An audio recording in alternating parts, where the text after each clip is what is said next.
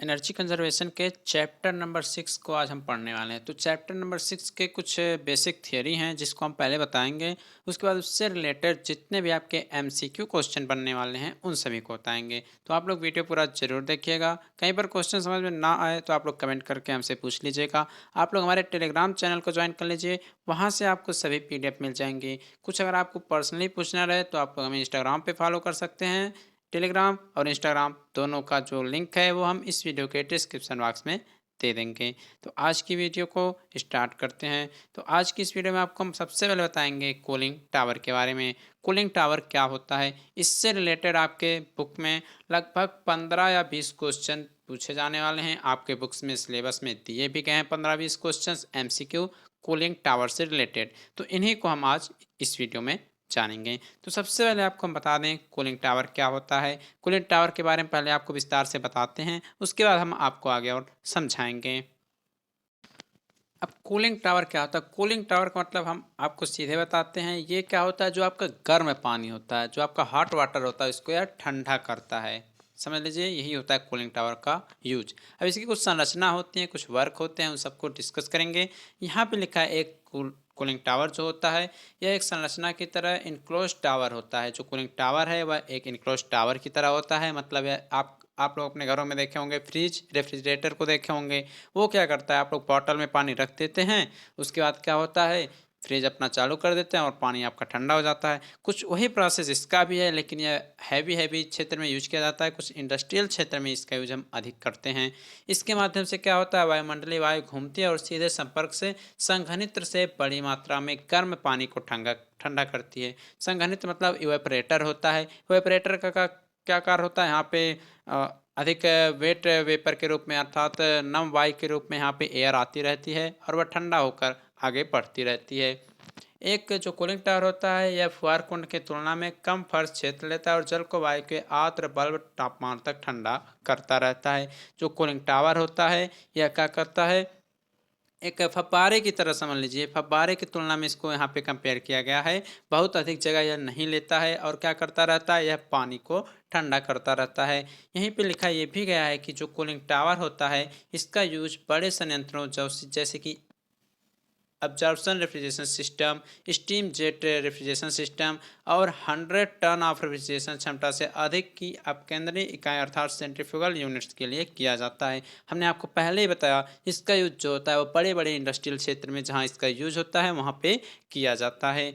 यह दो प्रकार से आप लोग इसे डिफाइन कर सकते हैं। दो प्रकार का यह होता है। फर्स्ट आपका नेचुरल ड्राफ्ट कूलिंग टावर जो प्राकृतिक होता है। सेकंड जो हम लोग बनाते हैं अर्थात मैकेनिकल आप लोग बोल सकते हैं या कृत्रिम बोल सकते हैं। तो हो गया नेचुरल ड्राफ्ट कूलिंग टावर। उसके बाद आपका आता है मैकेनिकल ड्राफ्ट कूलिंग टावर। थोड़ा थोड़ा इन सब के बारे में भी हम देख लेते हैं।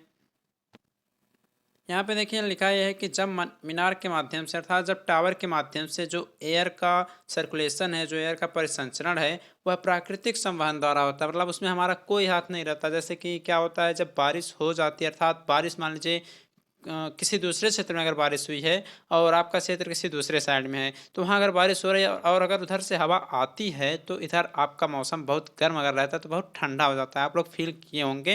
वैसे बारिश का मौसम चल भी रहा है, कहीं पे बारिश हो रही है कहीं पे नहीं हो रहा है, तो जिधर हो जाता है उधर से अगर हवा आपकी तरफ आती है तो वह बहुत ठंडा ठंडा होता है। तो ये सब प्राकृतिक के द्वारा होता है, इसमें आपका कोई हाथ नहीं होता। तो इससे हम लोग प्राकृतिक प्रवात या वायुमंडलीय शीतल मीनार कहते हैं। इसे हम लोग नेचुरल ड्राफ्ट कूलिंग टावर हम लोग बोल सकते हैं।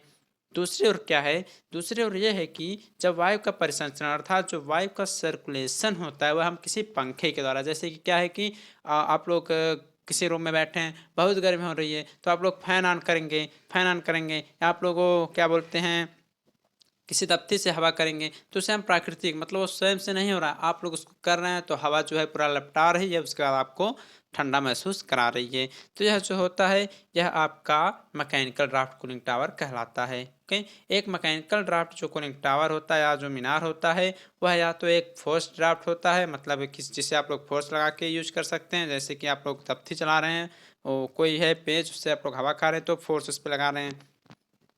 यदि पंखा या धावकनी ये भी एक प्रकार के मैकेनिकल के रूप में आते हैं। मीनार के माध्यम से वायु को बल देता है या प्रेरित प्रवाह। आप लोग टरबाइंस देखे होंगे, बड़े बड़े वो लगे होते हैं क्या होता है, बड़े बड़े पंखे लगे होते हैं मीनार की तरह, वो भी क्या होते हैं, वो एयर के माध्यम से आते हैं, एयर उस पर फोर्स लगाती है, तो वो सब भी इसके अंतर्गत आपके आ जाते हैं। या क्या होता है, मीनार के माध्यम से वायु को नीचे खींचती है, इससे आपकी इलेक्ट्रिसिटी भी जनरेट की जाती है बड़े बड़े समुद्र में। तो ये था आपका कूलिंग टावर। कूलिंग टावर था। अब इसी से रिलेटेड आपके एमसीक्यू क्वेश्चंस हैं, तो अभी हम आपको आगे हम वो सब भी बताएंगे। चाहे कोई क्वेश्चन हो, कोई डाउट हो या कोई कॉन्सेप्ट समझ में ना आए, तो बोर्ड्स हो या जेनीट हो, पढ़ाई में अगर आपको कोई भी दिक्कत आ रही हो तो उसका सल्यूशन है फिलो ऐप। अपने डाउट को किसी भी टाइम क्लियर करें इन दीज 3 इजी स्टेप्स। सबसे पहले इस ऐप को प्ले स्टोर या ऐप स्टोर से आपको डाउनलोड कर लेना है। इसको डाउनलोड करने के बाद इसको आपको अपने फ़ोन नंबर से इजीली साइन अप कर लेना है। जब इजीली साइन अप कर लेंगे उसके बाद आपको जो क्वेश्चन समझ में ना आ रहा हो उस क्वेश्चन का पिक्चर लेना है या उसको टाइप करके सबमिट कर देना है, और जो फिलो ऐप है वह आपको 60 सेकंड में इंडिया के टॉप एक्सपर्ट से लाइव कॉल पर आपको कनेक्ट कर देगा। में आप कहना चाहते हैं कि बल्ब की पावर कितनी है, अगर बल्ब जो है वो 220 वोल्टेज पर ऑपरेट हो रहा है, राइट। इस बैटरी का जो वोल्टेज है वो आपको गिवन है 220। तो ये आपको सिंपल रिलेशन हो गया यहाँ पर। अब अगर कोई आपको और डाउट है तो आप बताइए। No sir, thank you. So guys, it's that simple. If any question just ask फिलो। इस ऐप का डाउनलोड लिंक नीचे डिस्क्रिप्शन में है, सो डाउनलोड फिलो नाउ। अगर आप लोग फिलो ऐप में एक्स्ट्रा 10% तक का डिस्काउंट पाना चाहते हैं तो स्क्रीन पर दिए हुए कोड को अप्लाई जरूर करें। आगे आपका देता है एक ग्राफ के माध्यम से हम आपको बताने जा रहे हैं, तो इस ग्राफ को आप लोग ध्यान से समझिएगा। इसी से रिलेटेड इंपॉर्टेंट क्वेश्चन भी आपके एग्जाम में पूछे जाने वाले हैं। सब आपका कूलिंग टावर से रिलेटेड क्वेश्चन ही पूछा जाएगा। देखिए इसमें क्या है, ग्राफ बना है, इसमें आपका देखिए रेंज है, फिर अप्रोच है, ठीक। इसमें आपका एक ग्राफ बना हुआ है जिसमें आपका रेंज है, अप्रोच है, सबसे ऊपर गर्म जल तापमान जिसे बोलेंगे हॉट वाटर टेम्परेचर है, इन मतलब हॉट वाटर टेम्परेचर इन कर रहे हैं। उसके बाद यहाँ से कोल्ड वाटर टेम्परेचर आउट हो रहा है, तो इसको ध्यान से सुनिएगा। जो हॉट वाटर टेम्परेचर है इसको यहाँ से इन कर रहे हैं, ठीक, इन टावर में कर रहे हैं, फिर आउट भी हम टावर में ही करेंगे, तो इसको क्या बोलते हैं, रेंज। जहाँ पे आपका हॉट वाटर जो है इन कर रहा है और जहाँ पे आउट हो रहा है इसको हम बोलते हैं रेंज। यही क्वेश्चन पूछा जाएगा कि जहाँ से हॉट वाटर को हम इन करते हैं आउट और उसे कोल्ड वाटर के रूप में हम उसको बाहर निकालते हैं, उसे क्या बोलते हैं, रेंज। ओके। उसके बाद अप्रोच। अप्रोच क्या होता है, जहाँ पे वेट वाटर टेम्परेचर है इसे हम बोलते हैं अप्रोच। तो थोड़ा थोड़ा इन सब के बारे में हम बताते हैं आपको, ध्यान से सुनिएगा। रेंज क्या होता है, रेंज को ध्यान से सुनिए। रेंज क्या होता है, रेंज जो होता है कूलिंग टावर वाटर में इनलेट और आउटलेट के बीच के टेम्परेचर का अंतर होता है। ध्यान से सुनिए। रेंज जो होता है, रेंज जो होता है यह किसी कूलिंग टावर में जो इनलेट वाटर है और जो आउटलेट है, ये इनलेट हो रहा है और ये आपका जो आउटलेट है, इनके टेम्परेचर के बीच का जो डिफरेंस होता है उसको हम बोलते हैं रेंज। रेंज आप लोग समझ गए होंगे। तो क्वेश्चन पूछा जाएगा कि रेंज क्या होता है, विकल्प में आपके देगा कि कूलिंग टावर वाटर इनलेट और आउटलेट टेम्परेचर का डिफरेंस, तो हो गया आपका रेंज। आगे पूछा जाएगा कि अप्रोच क्या होता है, तो अप्रोच को भी समझना पड़ेगा। तो ध्यान से सुनिए, जो अप्रोच होता है वो क्या होता है, कूलिंग टावर द्वारा जो आउटलेट ठंडा पानी होता है उसका टेम्परेचर और जो आपका वायुमंडलीय एयर है, ठीक, वायुमंडलीय एयर के द्वारा जो वेट बल्ब टेम्परेचर है, इन दोनों के बीच का अंतर। ध्यान से सुनिए। कूलिंग टावर जो बाहर ठंडा पानी, आपका ठंडे पानी का जो टेम्परेचर है वो, और जो आपका वायुमंडलीय हवा है इसके द्वारा जो आपका वेट बल्ब टेम्परेचर है, इन दोनों के बीच का जो अंतर है वो अप्रोच कहलाता है। ओके, अप्रोच आप लोग समझ गए होंगे। अब आपका यहीं पे एक और क्वेश्चन पूछा जा सकता है कि जो कूलिंग टावर की प्रभावशीलता होती है वो कितनी होती है। तो जो कूलिंग टावर की प्रभावशीलता होती है वह परसेंटेज में होती है। यहाँ पे लिख रहे हैं, इसको एक बार नोट डाउन कर लीजिए। जो कूलिंग टावर की प्रभावशीलता परसेंटेज में होती है वो होती है range upon range plus approach.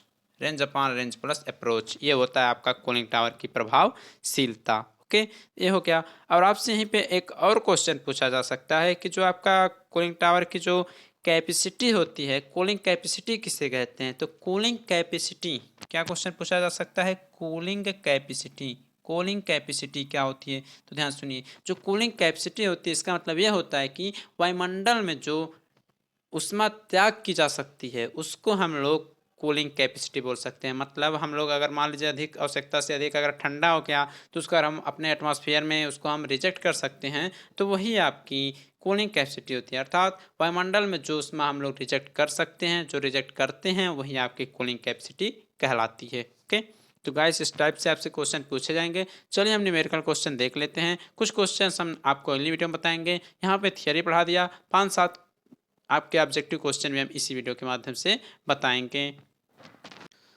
तो यहाँ पे आपका फर्स्ट क्वेश्चन आपसे कह रहा है कि वायु से पानी के बीच अधिकतम ऊष्मा के ट्रांसफर के लिए कौन सी कूलिंग टावर का प्रयोग किया जाता है। अब आपको ध्यान से देना है कि नेचुरल ड्राफ्ट तो ऑटोमेटिक होता है। नेचुरल ड्राफ्ट जो होता है वो ऑटोमेटिक होता है, कभी अधिक भी वाटर हो सकता है, कभी एयर अधिक हो सकता है। लेकिन जो आपका मैकेनिकल होता है जिसे हम लोग करते हैं, उसमें हम अपने बेस से करते हैं। या तो समान मात्रा में एयर और वाटर लेंगे, या तो मान लीजिए किसी का अधिक करेंगे, किसी का ज़्यादा करेंगे। तो ये सब हम लोग अपने अनुमान से करेंगे। लेकिन जब नेचुरल होगा तो ऑटोमेटिक कम ज़्यादा बहुत अधिक हो सकता है, बहुत कम भी हो सकता है। तो यहाँ पूछा है वायु से पानी के बीच जो अधिकतम ऊष्मा के ट्रांसफर के लिए हम कौन सा कूलिंग टावर यूज करेंगे। तो इसके लिए यूज किया जाता है आपका मैकेनिकल ड्राफ्ट। क्या होगा? मैकेनिकल प्रवाह। तो इसका ऑप्शन नंबर भी आपका सही हो जाएगा। सभी क्वेश्चंस आप लोग जरूर पढ़िएगा, मोस्ट इंपॉर्टेंट क्वेश्चन है, ध्यान से पढ़िएगा, ना याद हो तो रट लीजिएगा।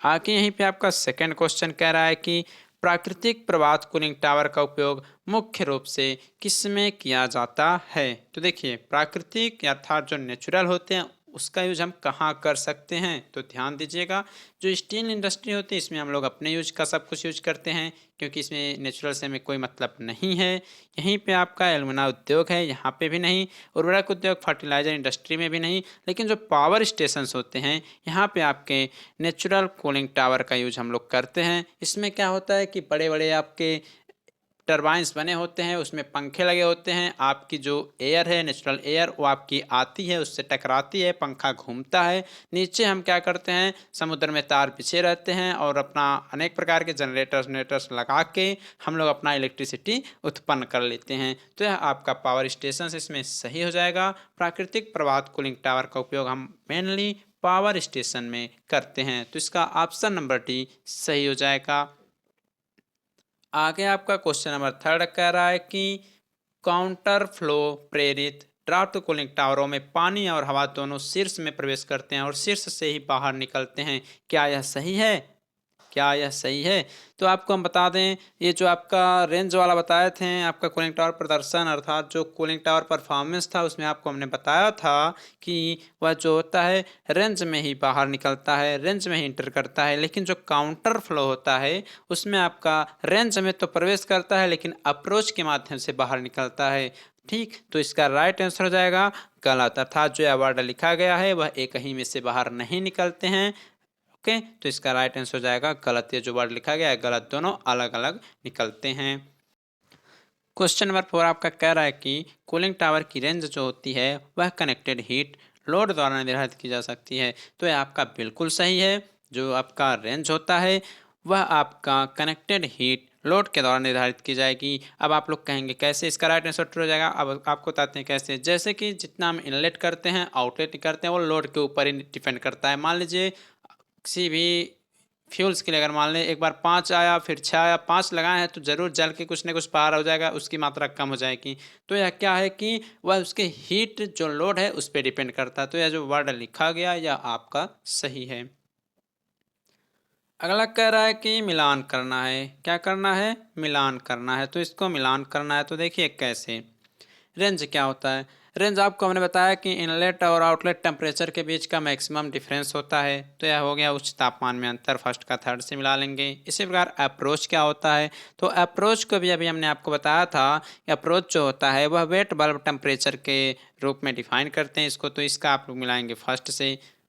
तो बचा एक है, तो आउटलेट जो पानी का टेम्परेचर है वो आपके सराउंड की जो स्थितियां हैं उनके बीच जो संबंध होता है उसको यह बताता है।